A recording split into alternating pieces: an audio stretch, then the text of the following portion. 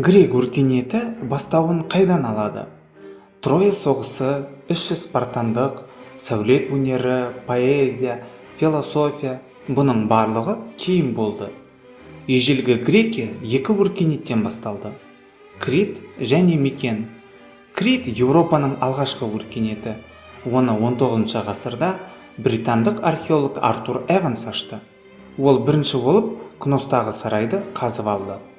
Эванс ашқан өркениетін аңыз бойынша Минотавр құбыжығы бар әйгілі Криттің патшасы Миностың құрметіне Минойлық деп атады. Крит аралында адамдар шамамен 11.000 жыл бұрын қоныстанды. 9.000 жыл бұрын олар терімшілік пен аңшылықты тастап, егіншілік пен мал шаруашылығына көшеді. Бізге олар пайдаланған тас құралдары мен мүсіндері жетті. Шамамен 4600 жыл бұрын Критте Минойлық өркениет пайда болады. Минойлық өркениеттің басты мұраларының қатарына бейнелеу өнері жатады. Миной сарайларының жарларынан ерекше стильде жасалынған адам, табиғат, жануарлар бейнелері бар фрескалар табылды. Жарлардағы бейнелердің арқасында минойлықтардың қандай болғанын біле аламыз. Олардың ер адамдары күнге күйген денелі болды.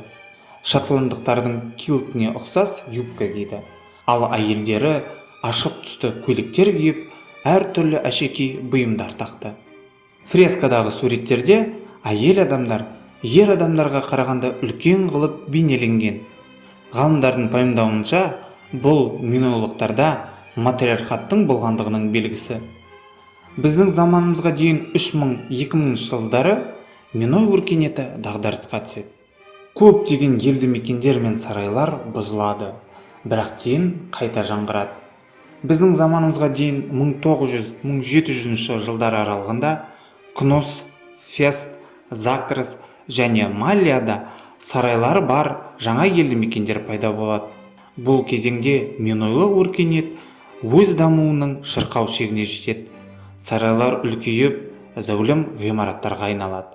Мысалға, Кностағы сарайдың аумағы 1 гектарға тең болды. Миной сарайлары билеушілер тұратын үй қызметін атқарған жоқ. Олар саяси, экономикалық және діни биліктің шоғырланатын орталығы іспеттес болды. Патшамен қатар сарайда әскери элита, қолөнершілер тұрды. Қымбат бұйымдар мен жиналған астық сақталды. Сарайларда кәріз жүйесі, су құбыры, желдету жүйесі болды. Барлық сарайларды Еуропадағы алғашқы тас жол байланыстырды. Миной сарайы бірнеше ғимараттардан тұратын орталық алаңды қоршап салынған күрделі құрылыс. Осы себепке байланысты ортасында жартылай адам, жартылай өгіз, Минотавр тұратын Крит лабиринті жайлы аңыз пайда болды. Біздің заманымызға дейін 15 ғасырда Жерорта теңізі алқабын Санторин аралында жанартау атқылау себебіне байланысты табиғи апаттар басталады. Аралдың көп бөлігі қаламен бірге су астына кетеді. Критті жанартаудан шыққан күлден құралған бұлттар басады. Су келіп, көптеген үйлер қирайды. Климаттың өзгеруіне байланысты егін дұрыс шықпайды. Осындай ауыртпашылықтарға Миной өркениеті шыдас бермей жойылады. Миной өркениетінің орнына Микен өркениеті келеді. Атауын сол заманның ең ықпалды қалаларының бірі Микенге байланысты алады. Өркениетті әуесқой археолог Генрих Шлиман ашады. Микен өркениетінің негізін грек археологтер салады. Бұл тайпалар біздің заманымызға дейін 16-19 ғасырларда Дунай өзені бойынан Грекияның Аттика және Пелопоннес аймақтарына қоныс аударады. Қоныс аударуға дейін көшпелі өмір салтын ұстанған археологтер отырықшылыққа көшіп, егін шаруашылығымен, қыш құмыра жасаумен, еңбек құралдарын өндірумен, кеме жасау ісімен айналыса бастады. Жаңа қалалар пайда болады. Афины, Микены, Фивы, Каринф және Пилос. Микен сарайлары Миной өркениеті сарайларынан өзгеше болды. Сарайларда үлкен тастардан жасалған қорғаныс қамалдары болды. Қаланың ортасы болып, төбеде орналасқан Акрополь саналды. Акрополь сыртында патша сарайы, жұмысшы, қолөнершілердің үйлері болды. Крит аралын мекендіктер жаулап алғаннан кейін Крит мекен өркениеті дами бастады. Қолөнер мен өнер дамыды. Мекен шеберлері қару, металл ыдыс, керамикалық ыдыс жасай білді. Жұмысқа қажет материалдар басқа жерлерден келіп отырды. Сауда өркендеді. Орталықтандырылған Миной өркениетімен салыстырғанда мекен бытыраңқы бірнеше ұсақ мемлекеттердің федерациясы.